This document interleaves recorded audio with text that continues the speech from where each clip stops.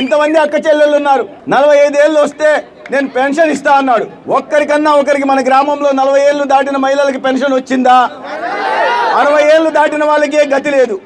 ఆ పార్టీ అని ఈ పార్టీ అని మాకు నచ్చిన వాళ్ళు అని చెప్పి పెన్షన్లన్నీ కట్ చేస్తే పాపం అవ్వలు దీనా వసతిలో ఏ విలేజ్కి పోయినా ఏ గ్రామానికి పోయినా కూడా ఇదే పరిస్థితి. అయ్యా నాకు పెన్షన్ రాలేదయ్యా అని చెప్తున్నారు దీనాతీనంగా. రాబోయే రోజుల్లో ఇట్లా అరాచక ప్రభుత్వం పోబోతున్నది. జూన్ 4వ తేదీ ప్రభుత్వం వెళ్ళిపోయిన తర్వాత ఆయన 45 ఏళ్ళు నిండిన వాళ్ళకి పెన్షన్ ఇవ్వలేదు, కానీ ప్రతి ఇంట్లో 18 సంవత్సరాలు నిండిన ఎవరికైనా ప్రతి నెల 1500, సంవత్సరానికి 18,000 ఇచ్చే బాధ్యత ఈ రాష్ట్రంలో కొత్త ప్రభుత్వం చంద్రబాబు నాయుడు గారి ప్రభుత్వంలో వస్తుంది. ఇంతమంది యువత ఉన్నారు, కేరింతలు కొడుతున్నారు. నేను జాబ్ క్యాలెండర్ ఇస్తాను, ప్రతి సంవత్సరం 1వ తేదీ మీకు క్యాలెండర్ ఇచ్చి ఉద్యోగాలు ఇస్తాను. తమ్ముడు వచ్చిందా ఉద్యోగం?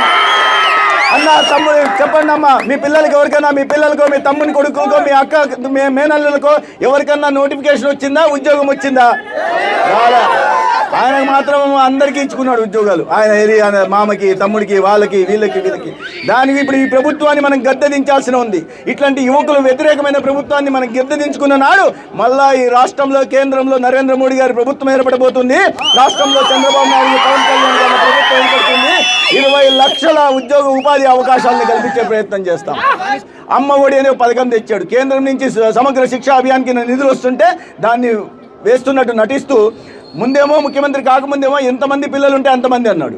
తర్వాత ఏమో లేదు ఒకరికి మాత్రమే అన్నాడు. దాంట్లో కూడా మళ్ళీ టాయిలెట్ క్లీన్ చేయాలని కోత విధించాడు. మళ్ళీ చెప్తున్నా, జూన్ 4వ తేదీ మన ప్రభుత్వం రాబోతోంది. మన ప్రభుత్వం వచ్చిన తర్వాత 1 బిడ్డ, 2 బిడ్డల, 3 బిడ్డలు కాదు, 4 బిడ్డలు ఉన్నా కూడా సంవత్సరానికి 60,000 రూపాయలు వస్తాయి. 4 బిడ్డలు ఉన్న సంవత్సరానికి 60,000 రూపాయలు వస్తాయి. ప్రతి మహిళకి నువ్వు తాడిపత్రికి పో, కర్నూలుకు పో, లేకుంటే కడపకు పో, ఇంకా ఎక్కువైతే విజయవాడకు పో, విశాఖపట్నం పో, ప్రతి మహిళకి ఏదన్నా పండుగ పబ్బుకో, బంధువుల ఇళ్లకు వెళ్లాల్సి వస్తే ఉచితంగా బస్సు ప్రయాణం చేసే అవకాశం వస్తుంది. రైతన్నలకు సబ్సిడీలు ఇచ్చేశాడు. 90% మీరందరూ చీనీ చెట్లు, అరటి చెట్లు వేస్తుంటారు. 90% ముందు స్ప్రింక్లర్లకు సబ్సిడీ వచ్చేదా లేదా? 5 సంవత్సరాల నుంచి వస్తుందా? ట్రాక్టర్లకు 50% సబ్సిడీ వచ్చేదా లేదా? ఇప్పుడు రావడంలే.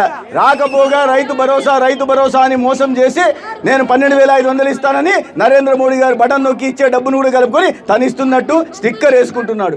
మళ్ళీ చెప్తున్నా, జూన్ 4వ తేదీ ప్రభుత్వం మారిపోయిన తర్వాత ప్రతి రైతుకు 20,000 రూపాయలు రైతు భరోసా కింద వస్తుంది. అది పూర్తి భారతీయ జనతా పార్టీగా మాత్రమే మీ అందరికీ తెలియజేసే ప్రయత్నం చేస్తున్నాను.